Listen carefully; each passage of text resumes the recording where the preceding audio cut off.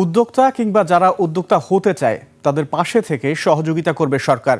প্রথম উদ্যোগ ব্যর্থ হলেও সম্ভাবনা থাকলে পরবর্তীতে অর্থ সহায়তার আশ্বাস দিয়েছেন প্রধানমন্ত্রী তারেক রহমান। সরকার প্রধান আশা করেন এই প্রজন্ম দেশকে যেখানে রেখে যাবে সেখান থেকেই এগিয়ে নেবে পরবর্তী প্রজন্ম। বিস্তারিত রিপোর্টে।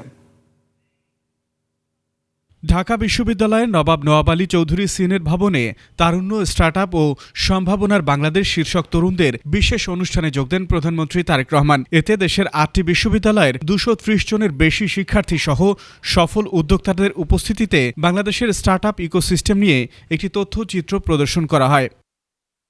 সফল স্টার্টআপ উদ্যোক্তাদের অভিজ্ঞতা বিনিময় পর্ব গল্প নয় সত্যি অনুষ্ঠানে প্রধানমন্ত্রী তুলে ধরেন দীর্ঘ রাজনৈতিক পথ চলা এবং বর্তমান অবস্থান। স্বপ্নবাজ তরুণদের আশ্বস্ত করেন পাশে থাকার। একটা মানুষকে অনেক কিছুর ভিতর দিয়ে যেতে হয়। আমি গিয়েছি মানসিক নির্যাতন, আমি গিয়েছি শারীরিক নির্যাতন, বিভিন্ন রকম হিউমিলেশন, বিভিন্ন রকম ফিজিক্যাল টর্চার, বিভিন্ন রকম যন্ত্রণার মধ্যে দিয়ে আমি গিয়েছি।